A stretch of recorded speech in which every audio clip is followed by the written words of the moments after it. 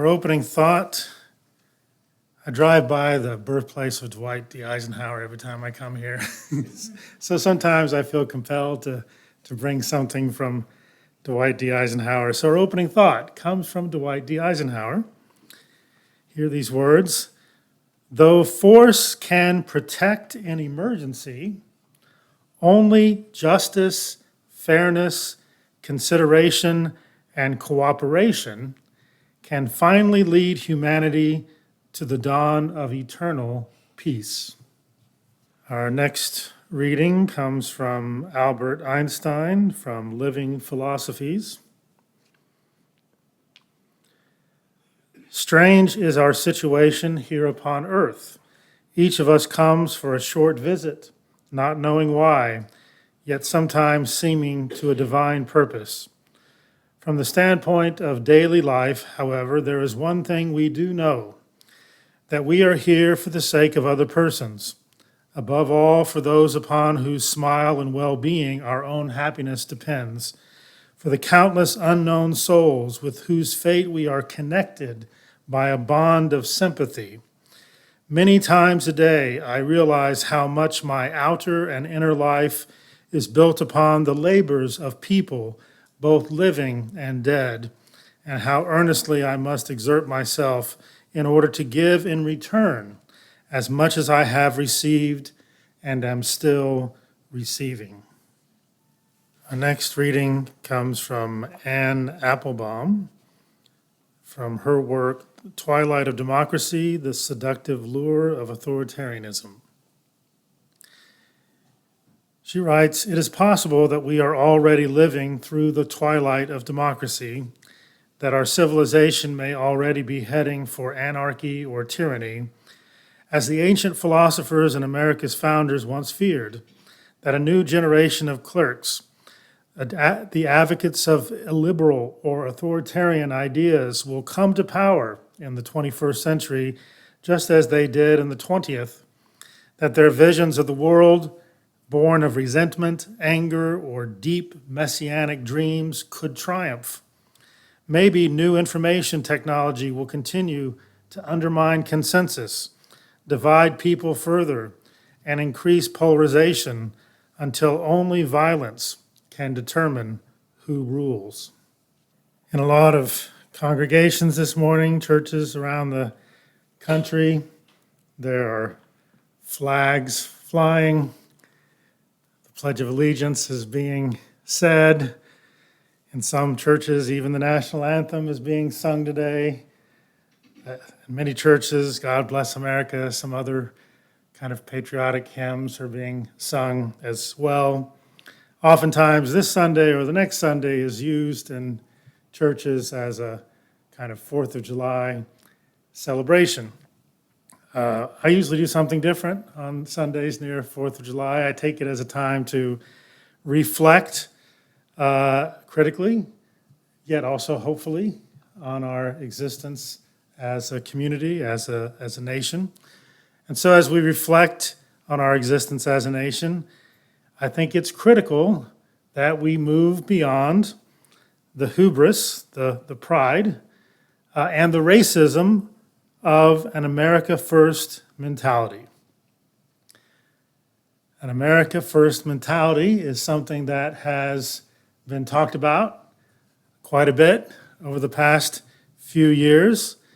And instead of moving in that direction of an America First mentality, which I'm going to get into the details of that here in a moment, I think we should instead be asking ourselves what our country, what our nation can do to contribute to a beloved community first mentality, a beloved community throughout the world.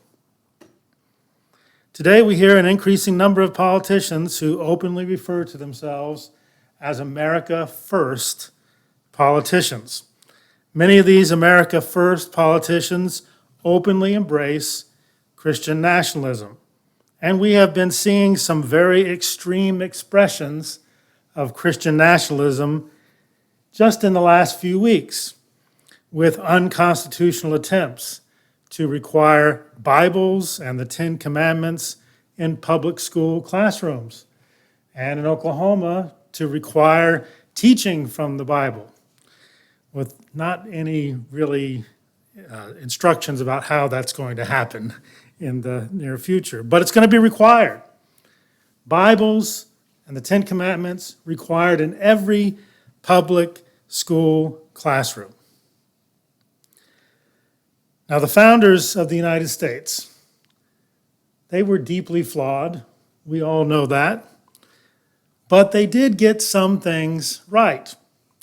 And two of those things were the constitutional protection of religious freedom and the constitutional prohibition of government-established religion. Both of these things are found in the First Amendment of the Constitution of the United States.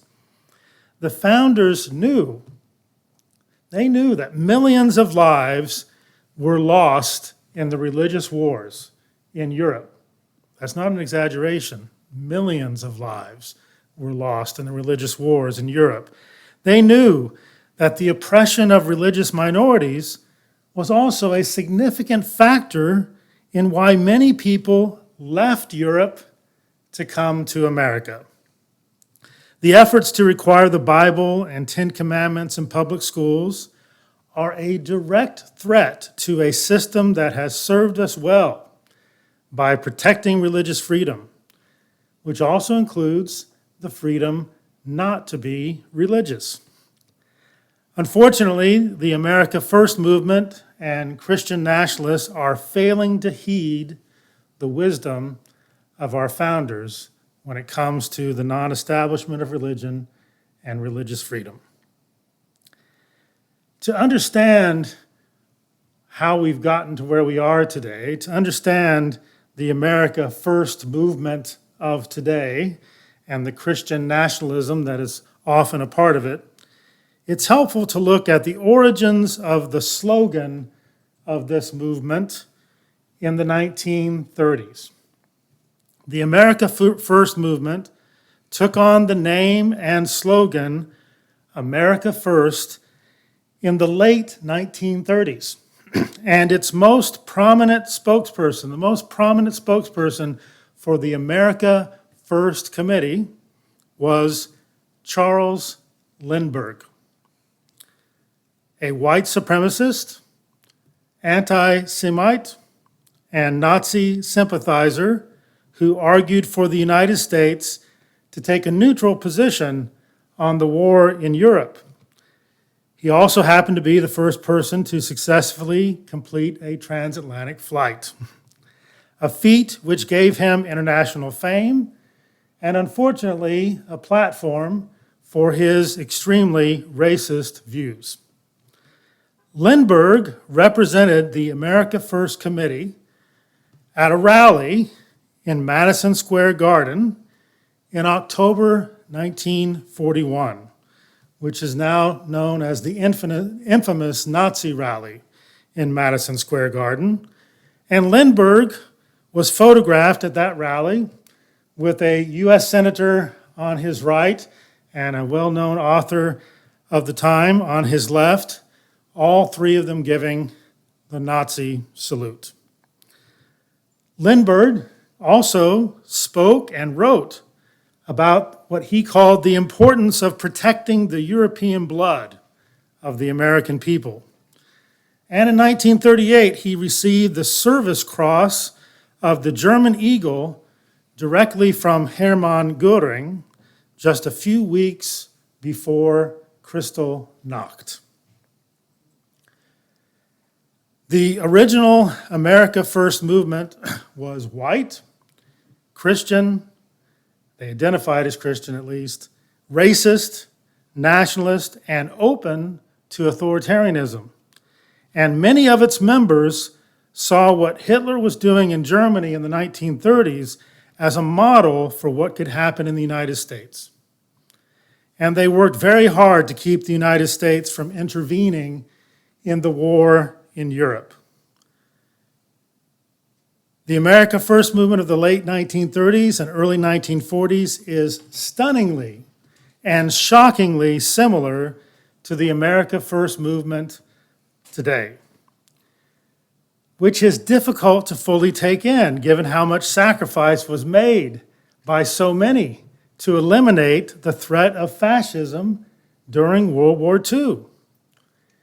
Today's America Firsters are also predominantly white.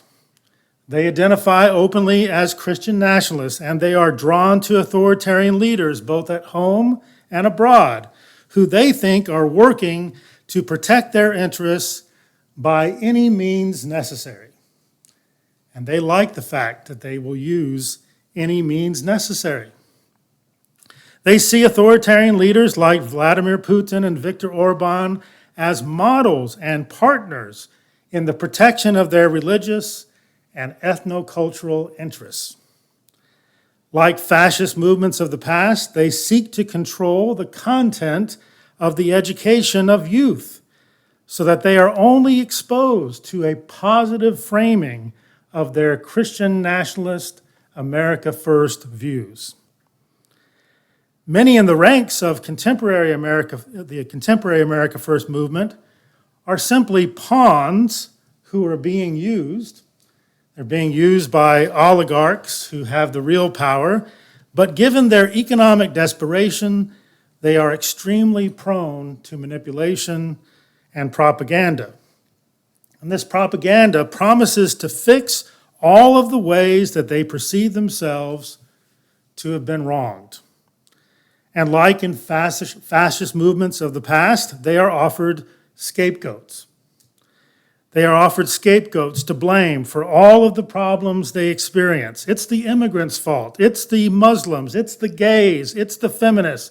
It's the trans persons. It's the media. It's the college professors. Oops.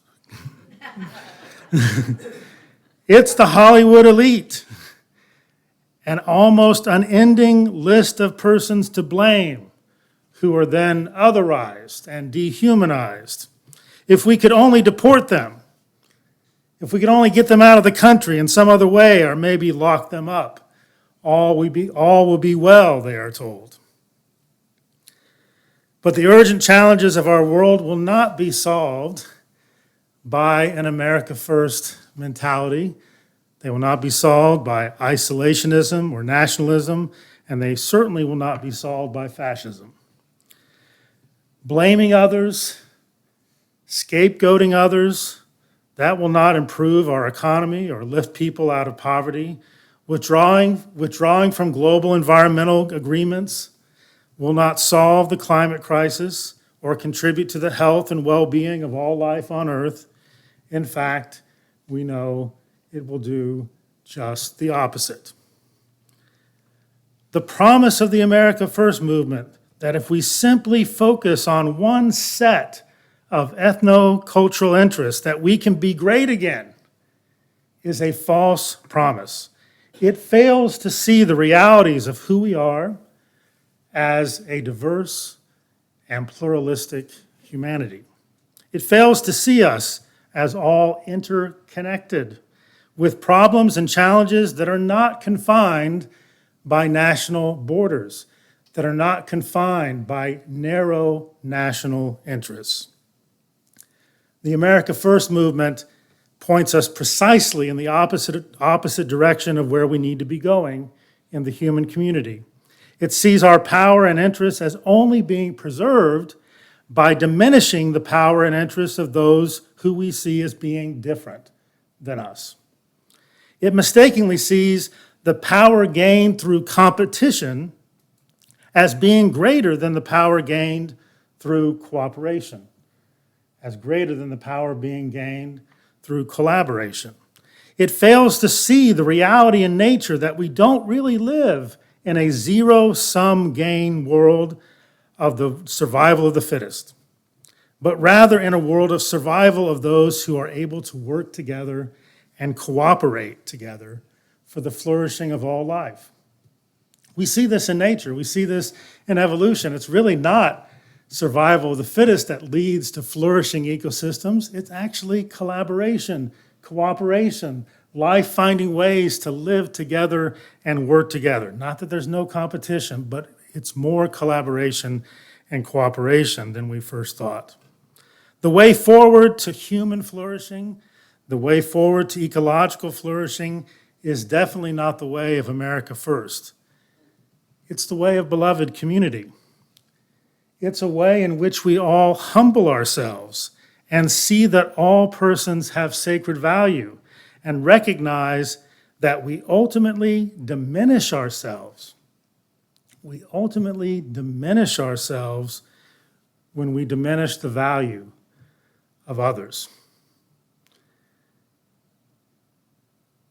So when you hear politicians or other persons saying that they are America First, remember those beginnings of the America First movement in the 1930s. But we know that actually the 1930s were not the beginning of the America First movement.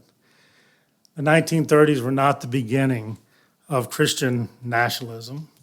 The persons who were drawn to the America First movement of the 1930s had been drawn to other movements before that, which were just as racist, just as nationalist, just as negative for the well-being of humanity as the America First movement was. It was just during that time in the 1930s that it got linked up to what was happening in Europe, that it got linked up to the authoritarianism and fascism that we saw in Germany and Italy and in other places. And today, we see that unfortunate connection again, that the America First folks are looking to the autocrats, that the America First folks are looking to the authoritarians to fix it for them, to make things great again. But let's all remember what great again really is. It wasn't great for all of us. It wasn't great for humanity as a whole. It certainly wasn't great for the earth as a whole. It was great for a small few. And even then, it wasn't really great for them. They thought it was, but it wasn't really what true humanity, the fullness of humanity within beloved community, ought to be. And so as we reflect on the values of our nation, the values of our country, let's realize that humility and the sacred value of all lead us away from the America First mentality towards a life of love in beloved community. Our parting thought comes from William Barber, from his book, Forward Together, A Moral Message for the Nation. When the forces of extremism become so overwhelming that they depress the hope of the people, the prophetic voice and mission is to connect words and actions in ways that build restorative hope, so a movement for restorative justice can arise.